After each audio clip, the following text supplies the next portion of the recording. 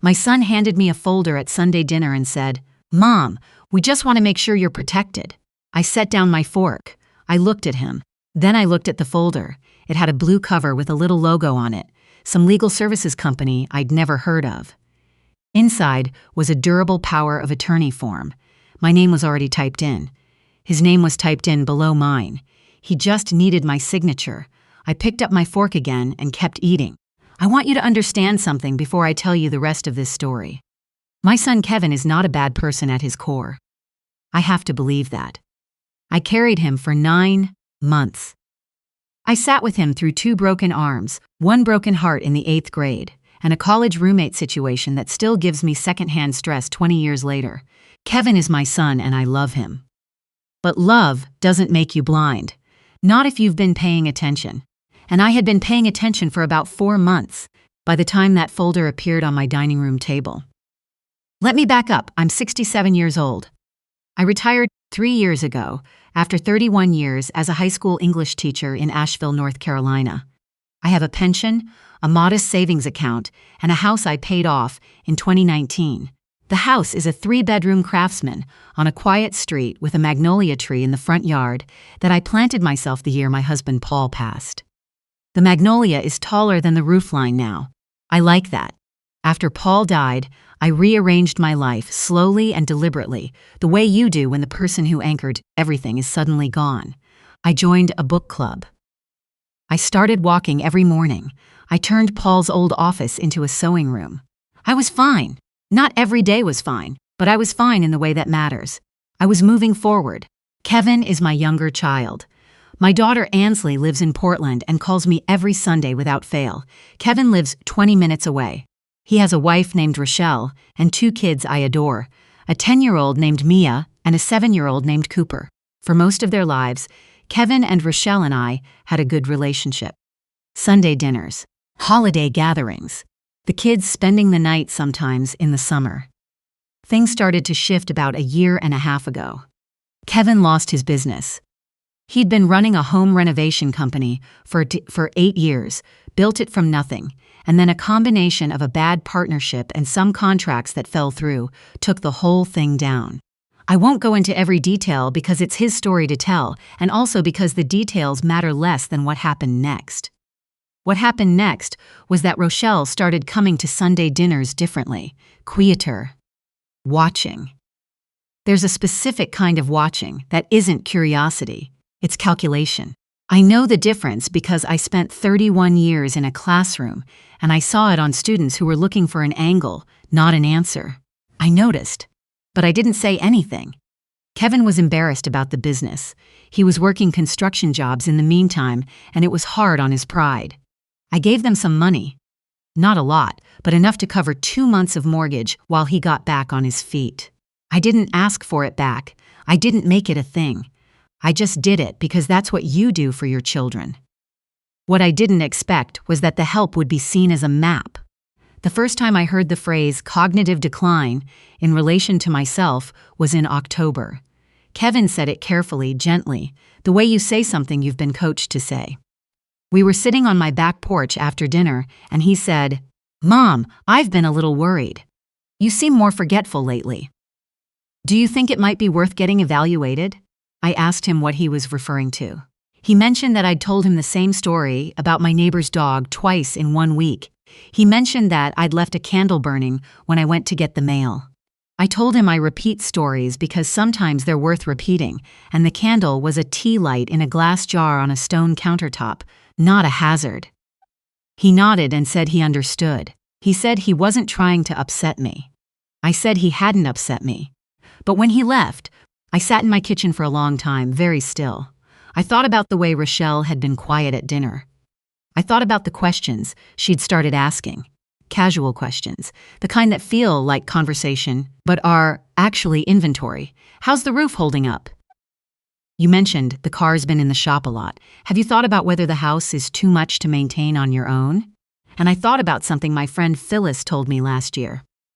Phyllis is a retired social worker, and she told me she has a specific playbook some families use when they want to get legal control over an elderly parent's finances. You document moments of forgetfulness. You express concern, you suggest evaluations, you position yourself as the responsible party, the one who cares, the one who should be trusted with the decisions. And then one day there's paperwork. I didn't want to believe it was that. I wanted to believe my son was just worried, but I called my attorney the next week anyway. Her name is Constance, and she's been handling my legal affairs since Paul and I bought the house in 1994. I told her what Kevin had said. I told her about the questions Rochelle was asking.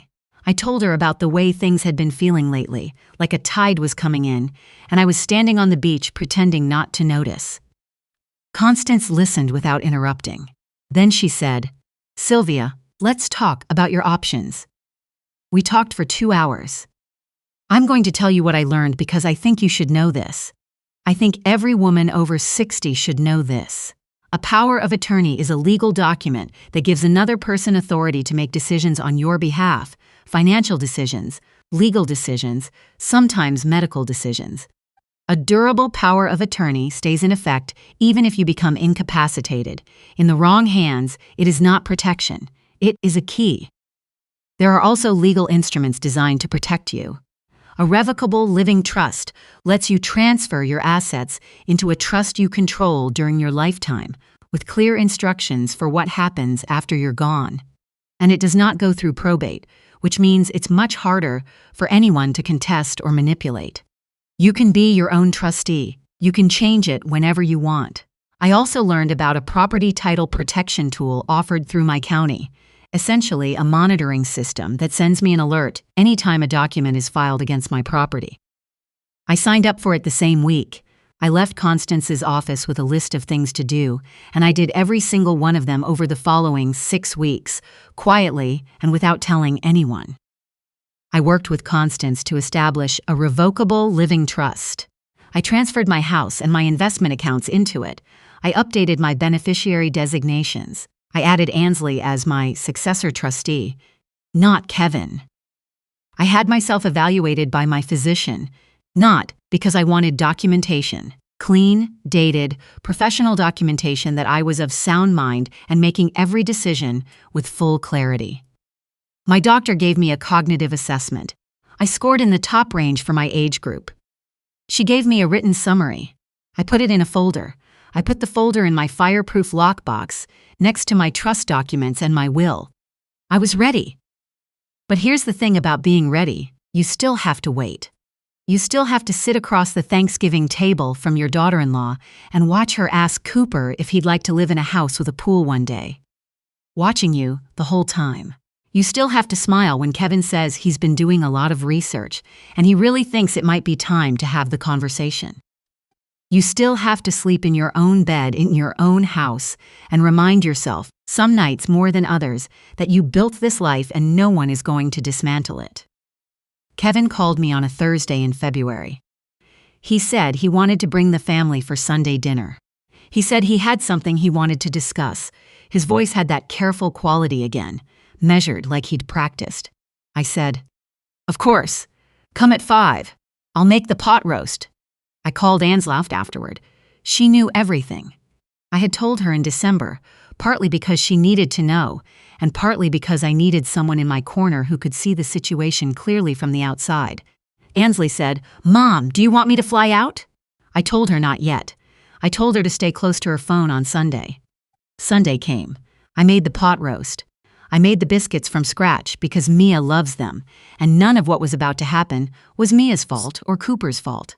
I set the table the same way I always do. The blue cloth napkins, the water glasses that belonged to my mother-in-law. I lit a candle in the center, a jar candle safely contained. I thought about that detail specifically and I let myself find it a little funny. They arrived at 5. Rochelle had done her hair differently. She was wearing a silk blouse I'd never seen before. She hugged me at the door and said that the house smelled wonderful, and I said thank you, and I meant it. And also I noticed everything. We ate dinner. The pot roast was good. The biscuits disappeared. Cooper told me a very long story about something that happened at recess that I could not fully follow, but I listened to every word, because he is 7 and he needed me to. Mia asked if she could see the sewing room after dinner. I said, yes. Rochelle said very little, Kevin said very little. They were waiting. After the kids went upstairs, Kevin cleared his throat. He put a folder on the table. A different folder from the one in October, this one thicker. He said, "Mom, Rochelle and I have been talking a lot, and we've also talked to someone, a family law attorney, and we really think it's time to put some protections in place. For your benefit." He opened the folder. There were several documents inside. The power of attorney from October. Still there, still with my name typed in. Below it, something new. A petition for a voluntary conservatorship, which is a legal arrangement where a court appoints someone, in this case Kevin, to manage your finances and living situation because you are deemed unable to do so yourself. And below that, 3 pages of handwritten notes, dated, describing instances of my supposed confusion. The candle, the repeated story, a few others I didn't recognize, which told me they had been recorded for this purpose, not observed out of concern. I looked at the documents for a long moment. Kevin said, "We want to take care of you, Mom. That's all this is." Rochelle said, "We love you and we're worried." I closed the folder. I said, "I appreciate that." Then I got up and went to my bedroom and came back with my own folder. The blue one. I set it on the table in front of them. Inside was my cognitive assessment, dated January 14th, signed by Dr. Moorfield, indicating normal cognitive function for my age, with no areas of clinical concern. Behind that was a letter from Constance on her firm's letterhead, dated February 1st, noting that I had established a revocable living trust in December, that was serving as my own trustee, and that all decisions had been made with full legal capacity. Behind that was the trust summary, which showed that my house was titled in the name of the trust, not in my personal name, meaning a conservatorship proceeding would face significant legal complications in reaching any of my primary assets. Behind that was a printout from the County Property Monitoring Service showing that my property title was enrolled in their alert system. And behind that was a brief note from Constance explaining that she had been advised of this meeting and was available by phone. I watched Kevin's face as he turned the pages. Rochelle didn't say anything. Kevin said quietly, "Mom, when did you?" "December," I said. He closed the folder. He set it down. He looked at the tablecloth for a while. I want to be clear about what I said next because I thought about it for a long time before I said it. I wasn't angry at that table. I was sad, and very, very clear. I said, "Kevin, I know this year has been hard. I know losing the business was painful. I know there are financial pressures you haven't told me the full extent of. And I want you to know that I love you, and I will always love you. And if you had come to me and said you were struggling and asked for help, I would have found a way to help you. That's still true. But I will not sign my house, my savings, or my decision-making over to anyone. Not now. Not while I'm healthy, not while I'm capable, not ever, as long as I have a choice in the matter." Rochelle started to say something. I held up my hand. "I'm not finished," I said. I told them that I had also, the previous week, updated my will, that Kevin remained in it because he is my son, but that Ansley was now the sole successor trustee and the primary executor of my estate. That any future petition for conservatorship or guardianship, should one be filed, would be contested with documentation that was already compiled and ready to go. That Constance had advised me on what that process looked like, and I was not afraid of it. Then I said, "I'd like you to take those documents with you when you leave. And I'd like Cooper and Mia to come down and have dessert because I made apple crisp and they've been upstairs for 45 minutes, and none of this is about them." Kevin called me the next morning. He cried. Real crying, not performance. I've known the difference since he was 3 years old. He said it was Rochelle's idea, and he let himself be convinced because he was scared about money, and he told himself he was also worried about me, and somewhere along the way, he stopped being able to tell where one ended and the other began. I don't know how much of that to believe. I think it's probably true in the way that complicated things are true, partially, conditionally, with pieces missing. I told him, I heard him. I told him we would need time.